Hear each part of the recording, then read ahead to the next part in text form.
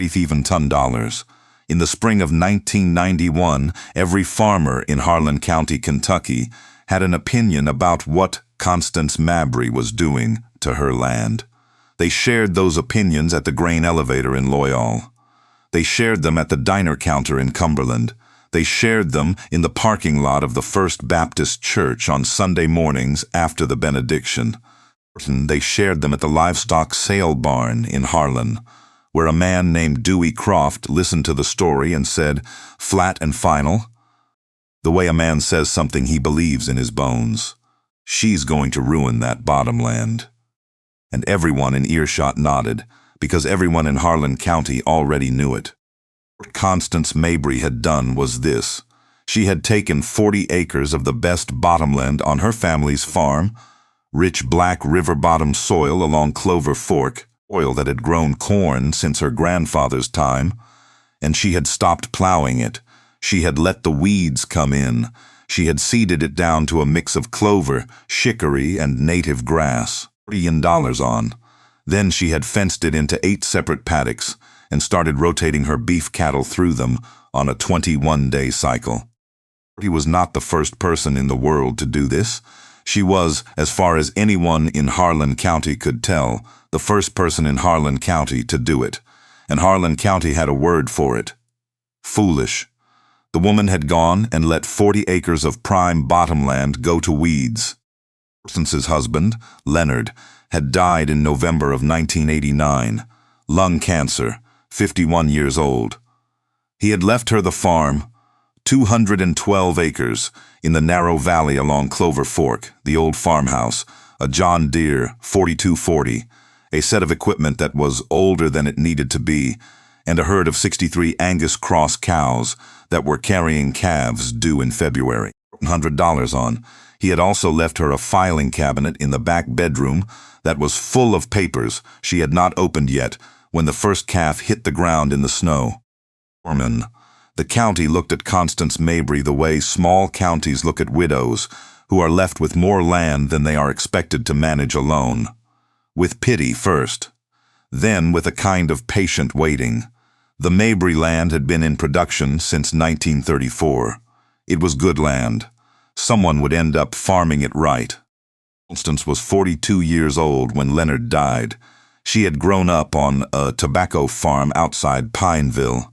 40 minutes south, the daughter of a man named Harold Bingham, who had farmed the same 110 acres his entire adult life and died with his boots on, literally, at the age of 77, falling from a hay wagon in August of 1986.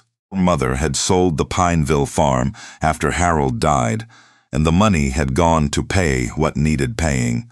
There was not much left. Constance had married Leonard in 1975. She had worked the farm beside him for 14 years. She knew the land. She knew the cattle. She knew which fields drained slowly after a hard rain and which ones you could work 3 days after. She knew the yield records back to 1971 because Leonard had kept them in a brown ledger on the shelf above the kitchen telephone, and she had kept them with him. $100 on. What Harlan County did not know about Constance Mabry was where she had spent the summer of 1987. Leonard had been diagnosed with a small spot on his lung that summer. The spot turned out to be nothing. Scar tissue from a bout of pneumonia in 1979, and after 6 weeks of worry and 2 trips to Lexington and a biopsy that came back clean, Leonard had come home and gone straight back to Clough Farm. But those 6 weeks had put Constance in a waiting room in Lexington with a canvas bag full of library books she had checked out because she needed something to do with her hands while she was afraid. One of those books was a worn paperback on holistic farm management by a Zimbabwean rancher named Harlan County, who had spent decades studying how large herds of grazing animals moved across grassland and what happened to the soil when they did. Book argued that the standard practice of continuous grazing, leaving cattle on the same pasture season after season, was destroying the land. The grass couldn't recover. The soil compacted. The organic matter burned off. The water ran across the surface instead of soaking in, and in a dry year the grass simply gave out. The alternative, Mabry argued, was to move the animals the way wild herds moved. Fast, dense, and then gone. Graze a paddock hard for a few days, then pull the animals off and leave it alone for 3 weeks. The grass would come back stronger, the soil would loosen, the organic matter would build, the land would hold more water. In a drought year, the difference between a continuously grazed pasture and a rotationally grazed one was not academic. It was the difference between a farm that sold cattle in July and a farm that kept them. Constance read the book twice in the waiting room. She read it again on the drive home. She wrote 6 pages of notes in a spiral notebook she had bought at a Walgreens near the hospital. She did not tell Leonard about the book for 2 months.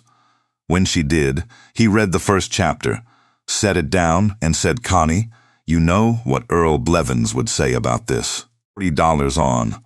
She said she knew exactly what Earl Blevins would say about it. Leonard said, "You know what my daddy would have said." She said she knew what his daddy would have said too. Leonard looked at her for a long moment. He was not a man who changed his mind quickly about land. He was a fair man, and he had married a woman who had never once wasted his time. He said, "Let me finish the book." And he finished it.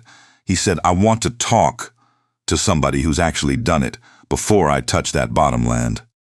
It was in the fall of 1987.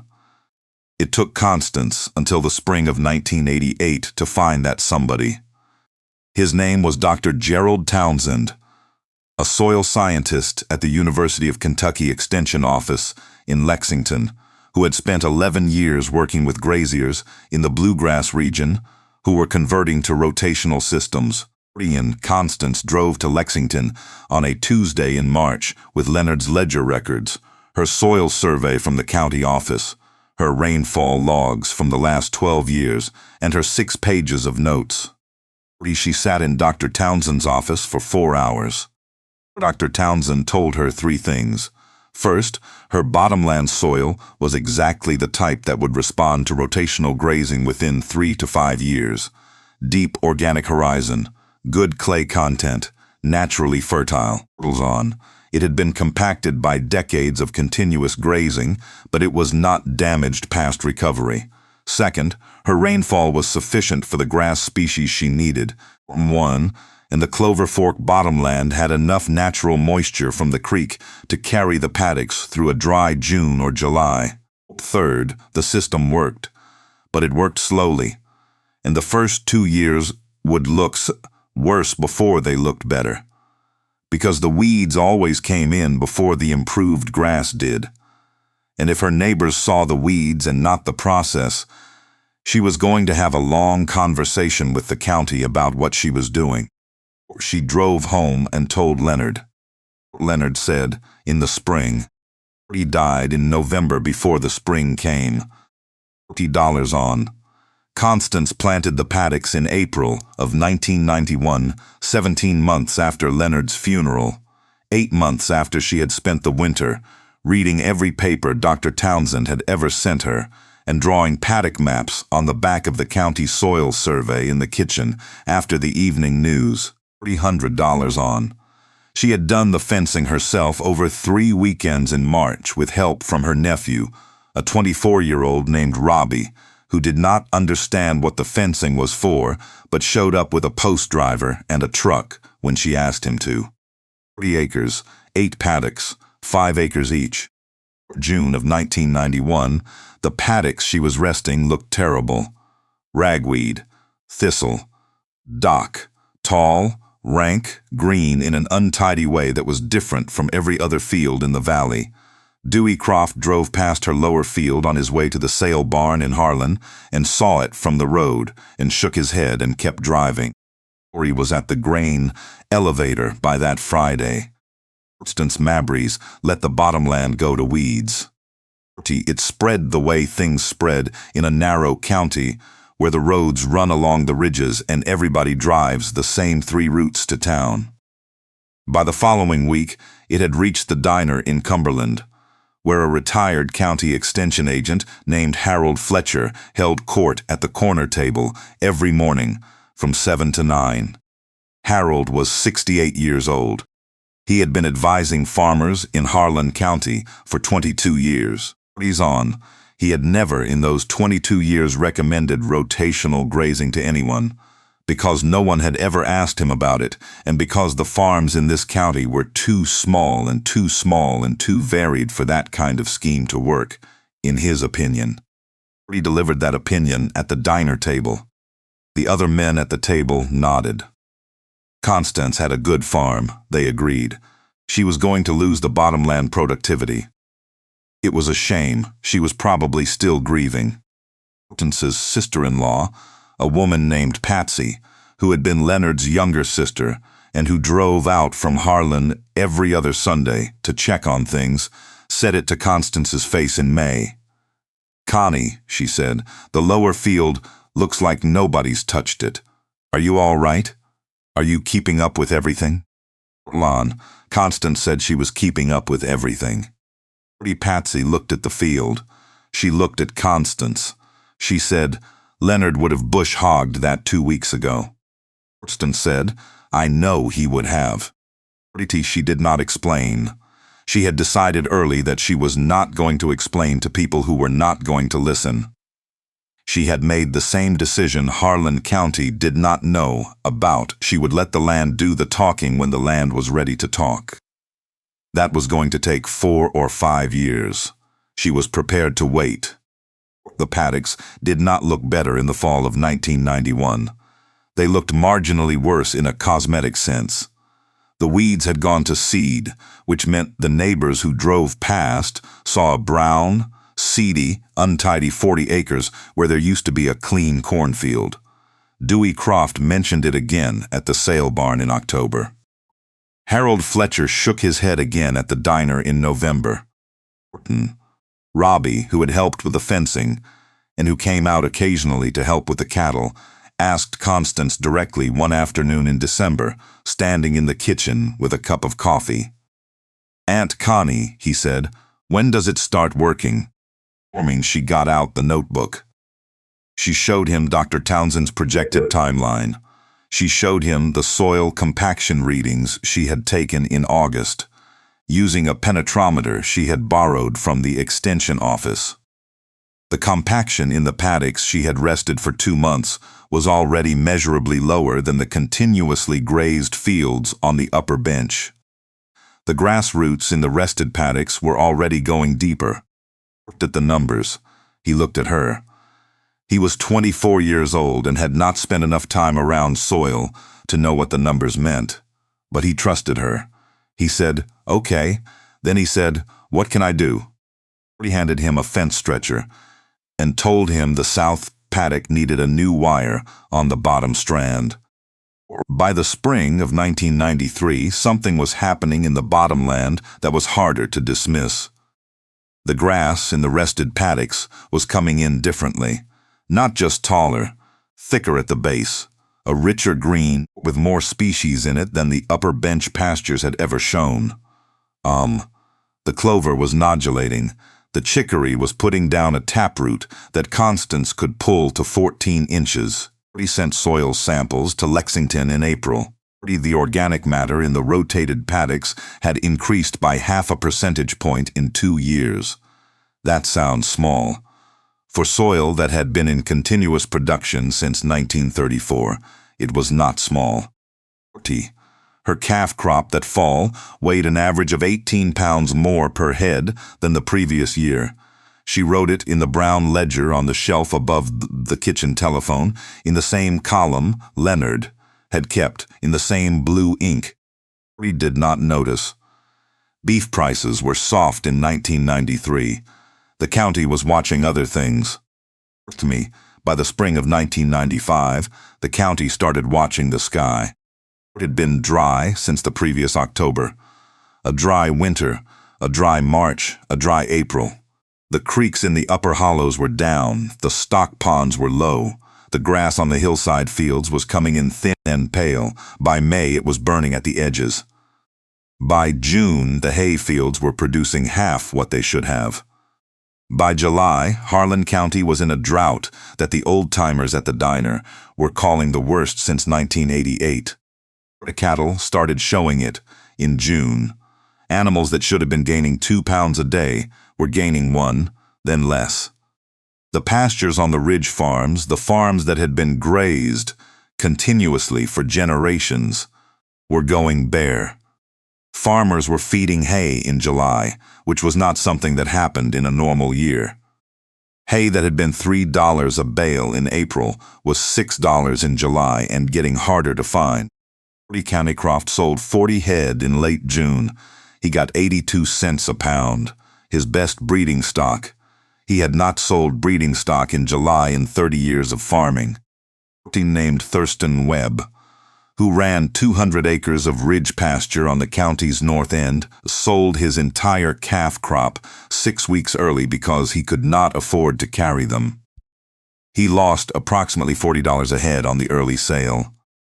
Fletcher, retired from the extension office but still consulted by half the county on a handshake basis, drove out to 3 farms in July to look at the pastures and came back to the diner looking quieter than usual. He drank his coffee without saying much. The men at the table waited. Finally, one of them asked him what he'd seen. He said, "Bad." He did not elaborate.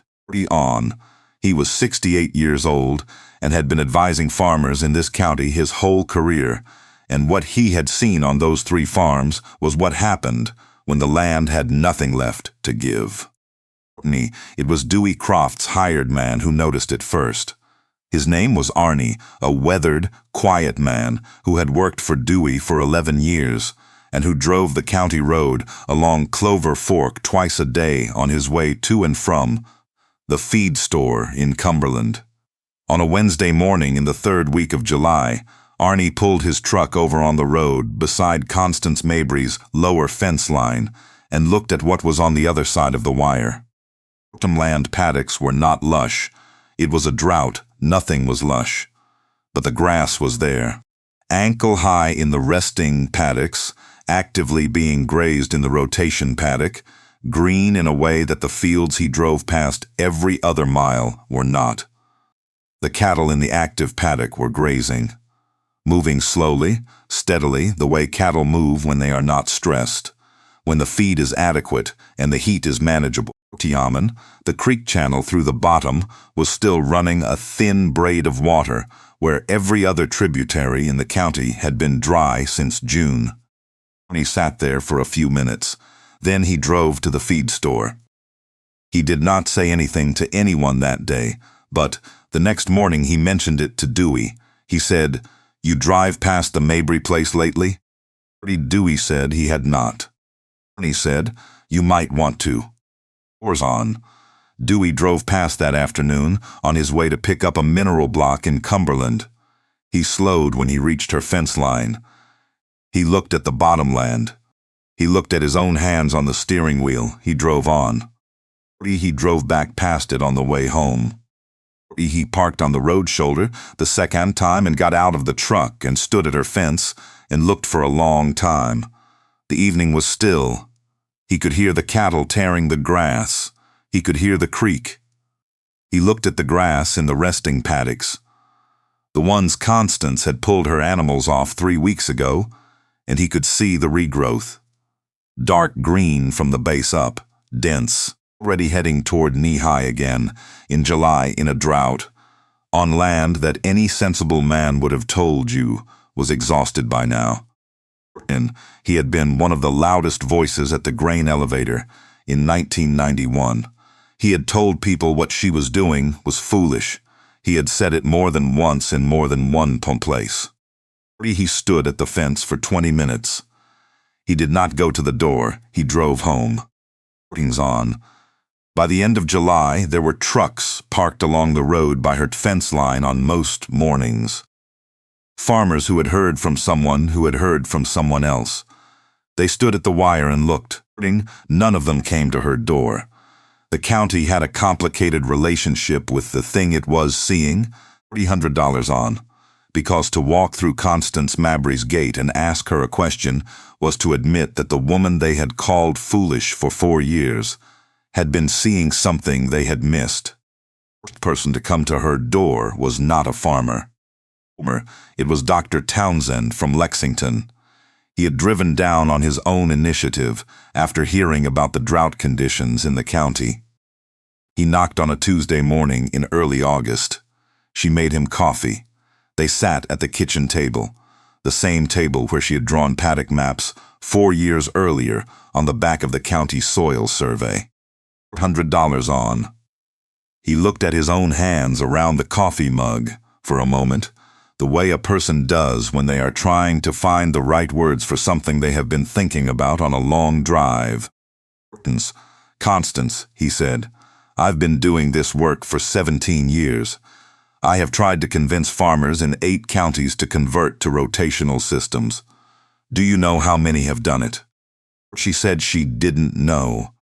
14 in 17 years, 14 farms out of probably 600 conversations. She drank her coffee. He said, "I want to bring some people out here. Farmers, extension agents. I want them to see this in July. In the drought, I want them to see it when it matters, not in April when everything looks good." She said she would think about it. He said, "Constance, what you have built here, the thing you have built here, I know you did it for your own farm, for your own cattle, for Leonard. But what you have built is an argument. It's the only argument that works, because it's not a number on a piece of paper. It's right there past the fence, and they can see it from the road." She was quiet for a moment. $40 on. She said, "When the rain comes back, they'll say it was the creek. They'll say the bottomland would have done it anyway." He nodded. "Some will," he said. "But some won't, Constance. Some of them are standing at your fence right now and doing arithmetic they have never done before. How much hay did I put up? How much did I sell early? How much did I lose?"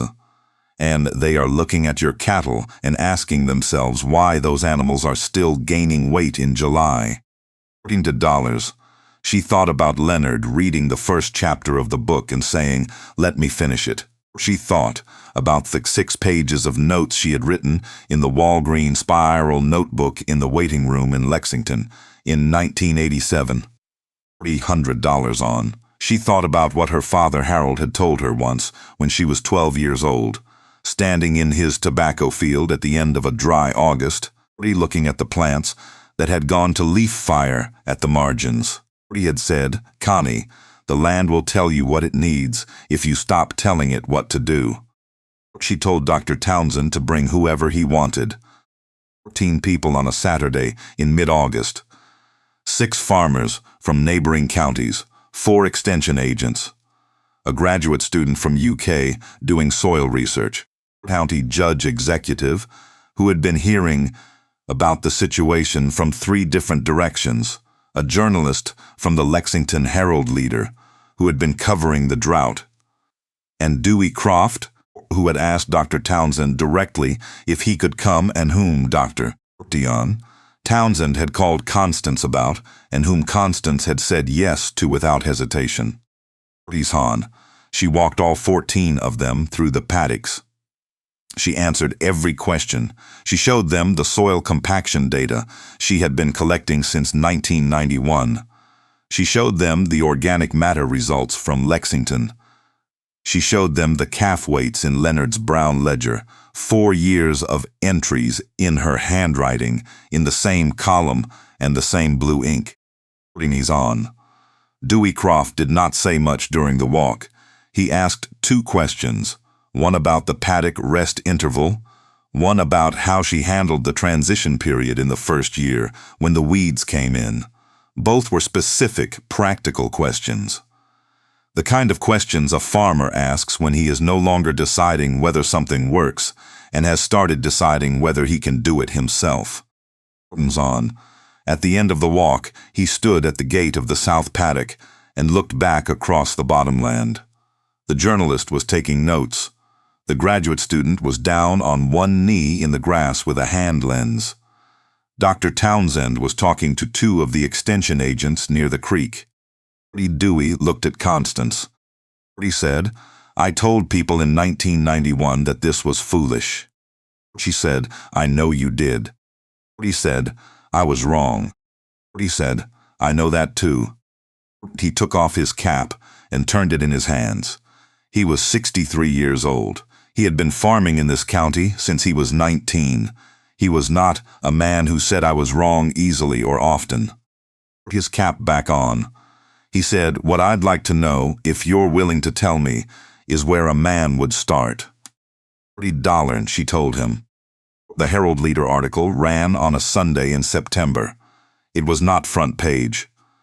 It was the farm section, above the fold, with a photograph of Constance standing in the south paddock with two Angus steers behind her, and the clover fork visible in the middle distance.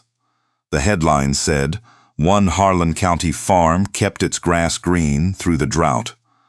The county is starting to ask how. Phone calls started the next week, mostly farmers, some from Harlan, some from Bell County, some from Letcher. She answered what she could. She passed the more technical questions to Dr. Townsend. She did not charge anyone for her time. Between the fall of 1995 and the spring of 1997, 31 farms in 7 eastern Kentucky counties began converting portions of their pasture to rotational systems. 11 of them called Constance before they started. She drove out to 3 of them herself because they were close enough and the farmers were serious enough that she wanted to see the land before she told them anything. Rubby converted the back pasture on his own small farm. 12 acres he had rented on the ridge above his grandmother's house in 1996. He called Constance before he started. She said, "Don't wait as long as I did." Now, he started in April. By the fall of that year, his calves were weaning 4 pounds heavier than the previous year. He called her in November and said, "It's working." She said, "It takes time." He said, "I know." "But it's working." She said, "Yes, it is." Patsy came out in October of 1995, the same October she always came out, the Sunday visit that had been her habit since Leonard died. She had driven past the farm on the county road, and she had seen what the summer had done to the ridge farms and what it had not done to Constance's bottomland. She sat at the kitchen table with coffee and said nothing for a few minutes.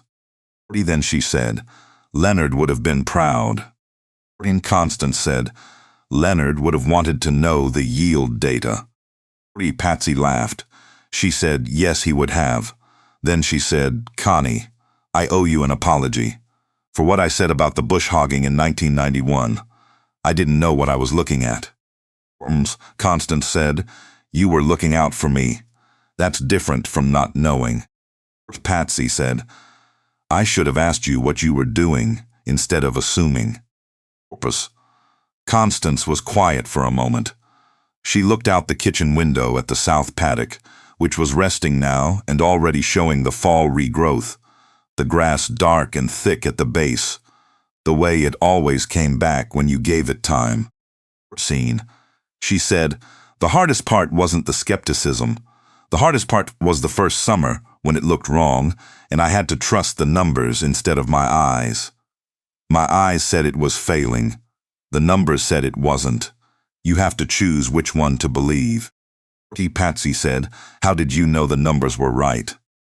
"I got them from the land itself," Constance said, "not from somebody's opinion about the land." Constance Mabry ran the farm for another 19 years after the drought of 1995. She did not expand. She did not need to. She needed a better farm, not a bigger one.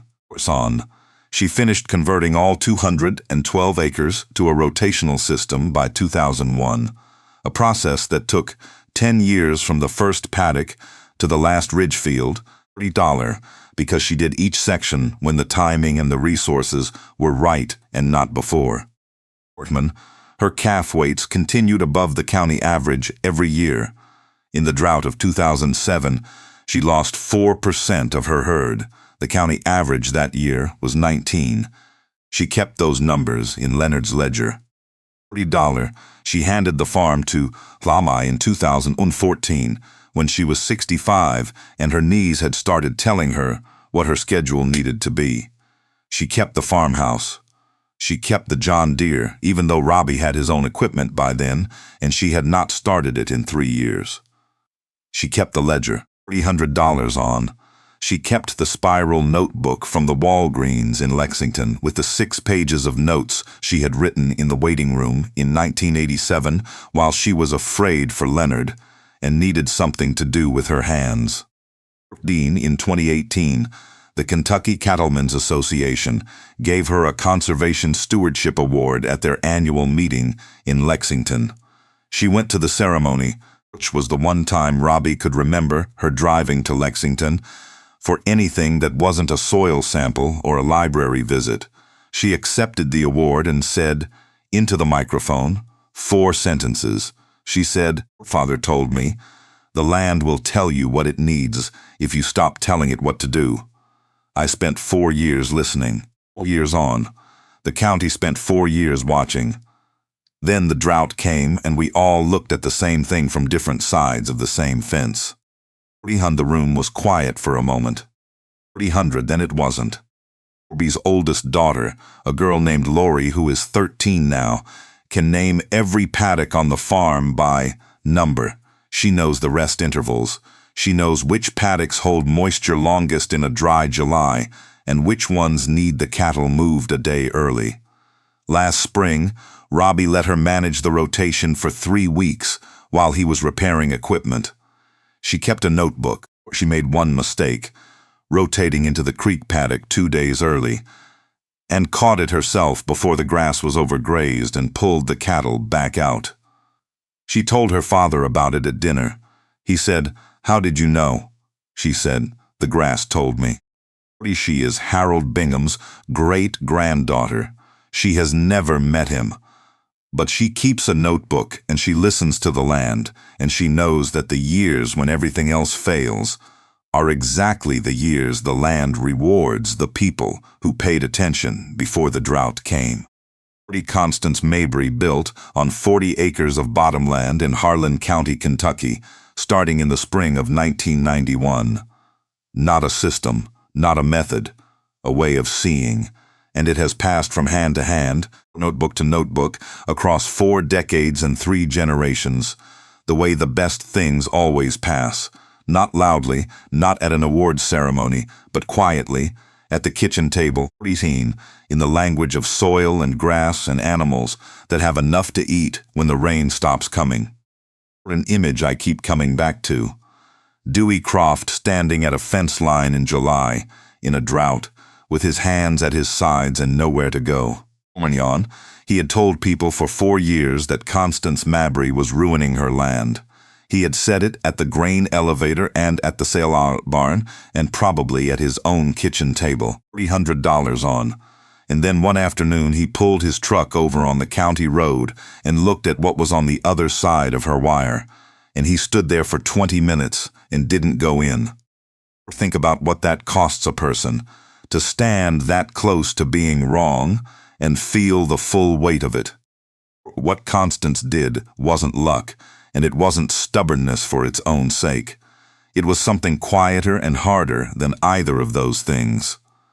She did the work before anyone told her she had to. She drove to Lexington in 1988 with Leonard's yield records and her own rainfall logs and 6 pages of handwritten notes, $300 on, and she sat in a soil scientist's office for 4 hours asking questions that most farmers in her county never thought to ask. $100, that is what I'd call real intelligence. Not the kind that scores well on a test, but the kind that knows what it doesn't know and goes looking for the answer before the crisis forces the question. 40 years on, and then she had to live with what she learned.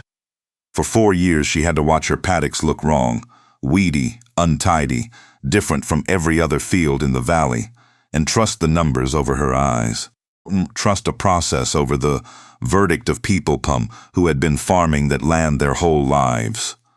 That is not a small thing. That kind of patience is its own form of courage. The kind that doesn't announce itself. The kind that just shows up before dawn and keeps the records and waits. What gets me is the moral dimension of it, the thing nobody talks about when they tell a story like this. Constance was not trying to prove a point. She was not trying to embarrass Dewey Croft or outlast Harold Fletcher's opinion. She was trying to build something that would last longer than she did. She handed the farm to Robbie. Robbie's daughter Lori keeps a notebook now. She catches her own mistakes before they become problems. 14,000. She pulled cattle out of a paddock 2 days early because the grass told her to, and she knew how to listen because someone had been teaching her that language her whole life. That chain, Harold Bingham to Constance to Robbie to Lori, is what good character actually looks like when it works. Not a single dramatic gesture. A long, quiet accumulation of right decisions made for the right reasons, passed on to the next person who has to make them. I think the cause and effect here is plain, even if it takes years to see. Constance did not get a green pasture in 1995 because she was lucky, or because the creek gave her an advantage. She got it because in 1991, in 1992, and 1993, while nobody was watching, she was building soil. Every rotation, every rest interval, every soil sample sent to Lexington, those were deposits. The drought of 1995 was just the moment the account came due. The land paid out exactly what she had put in. That is the only arithmetic that matters in the end. What you put in before the hard year comes is exactly what you will have when it arrives.